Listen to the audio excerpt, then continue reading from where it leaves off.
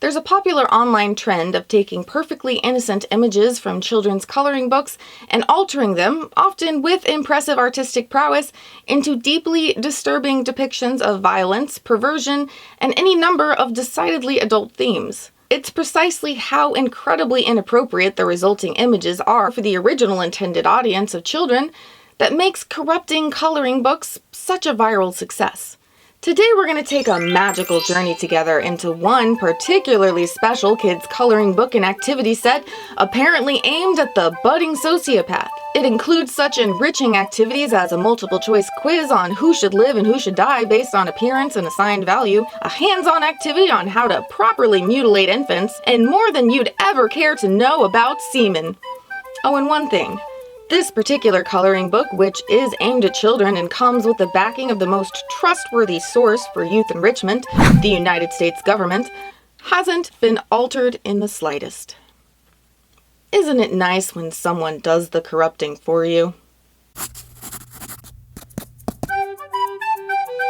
Hi, it's Emily from Bite Size Vegan, and welcome to another Vegan Nugget. Let's jump right in, shall we, and join little Billy in his raucous adventure into the world of pork production.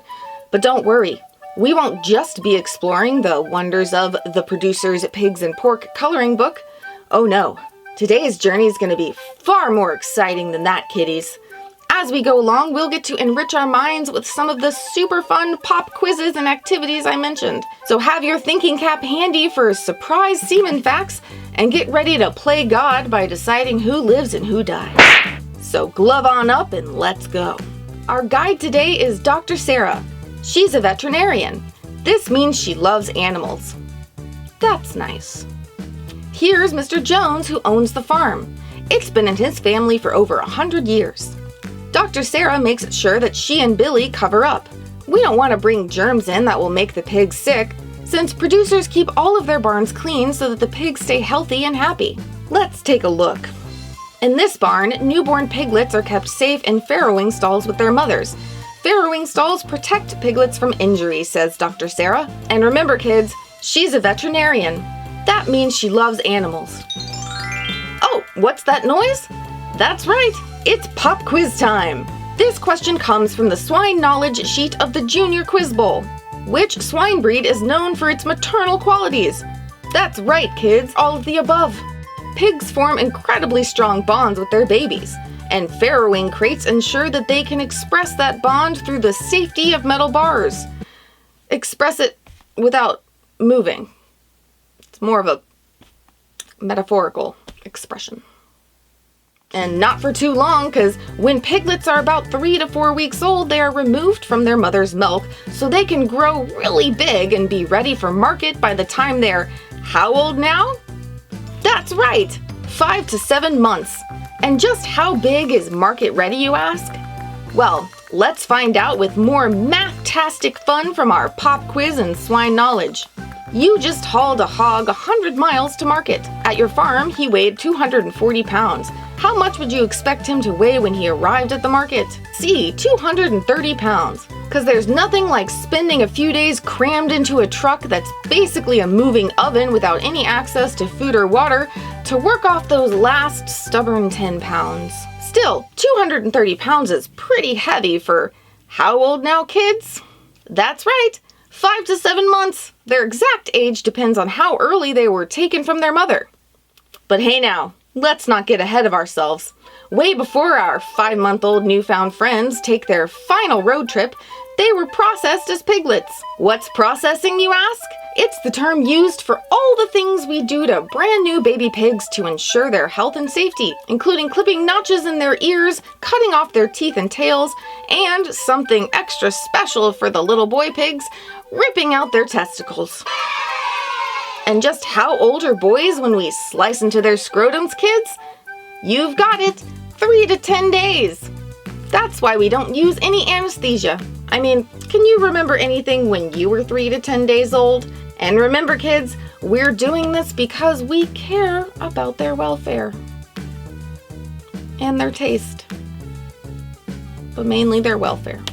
Now remember, kids, if any baby boy pigs seem to be missing one or more little somethings before even being processed, Be sure to take note, because the government-backed Pork Board program will feel it's age appropriate to ask you at 12 years old or younger to identify the formal medical term for undescended testicles, while also offering you, as a red herring answer, the option of one or no nutter. Sorry, I kind of broke with character. Just wanted to remind you these questions are written for kids 12 and under by an agency of the United States government. Let's move on. Well, kids, the fun doesn't stop with testicle talk. You can also get hands-on with this here ear-notching activity sheet, where you get to learn what each little slice into a baby pig's ear means. And even though we do all of these things to keep the little pigs super healthy, with veterinarians like Dr. Sarah looking out for their best interest, if one gets too sick, we have a way to take care of that too. Say it with me now. Culling! That's right. 12 and under. Which brings us to our super fun interactive picture game, Keep or Cull. The term gilt means young female pig. Just take a look at each little lady and write keep next to those who are quality enough to live and cull next to those who deserve to die. You get 4 minutes to make each selection. Wow, what a great way to enrich our youth. Now let's check back in with Billy on the farm, who's learning about how very much pork producers care about the environment. Finding a place for all the poo their pigs make is a big way to help the earth. There are a lot of great ways to deal with poo and pigs. You can even win money from the government when you present a winning waste management poo proposal. What fun! Now that it's almost time for Billy to leave the farm, he learns that when pigs leave the farm, they get to go to a plant where they become food, such as pork chops, ham, sausage, and bacon. Because you see, kids, while it's apparently completely appropriate to ask you 12 and unders explicit questions about the duration and onset of estrus, the current asking price for a dose of semen, and the signs of heat in sows, including mounting behaviors and vulvar swelling, all preparing you for the higher level senior semen knowledge, multiple choice, and matching activity, it's unacceptable in the government's eyes to actually name, much less show, what happens to these pigs when they become the meat we eat. Because you're old enough to choose who to keep and who to kill, but not to see the actual outcome beyond your multiple choice answer.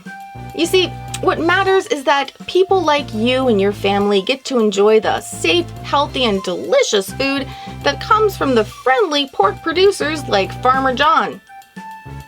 Now, didn't we all learn something special today?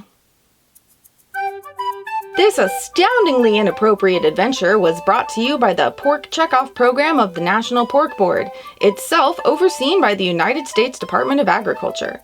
And the eye-opening video analysis you've just so thoroughly enjoyed was made possible by the Bite-Size Vegan Nugget Army on Patreon, whose support allows me to put in the long hours required to bring you this free educational resource. If you too want to help Bite-Size Vegan spread truth through accessible education, check out the support links in the video description below or the link in the sidebar. See the videos linked here and below for educational content actually appropriate for kids, to learn how pigs are really treated, and to encounter more unbelievably blatant propaganda. If you enjoyed learning along with Billy, give the video a like and share it around to expose the perversities of government-backed industry propaganda, and subscribe to the channel for more truth every Monday, Wednesday, and some Fridays.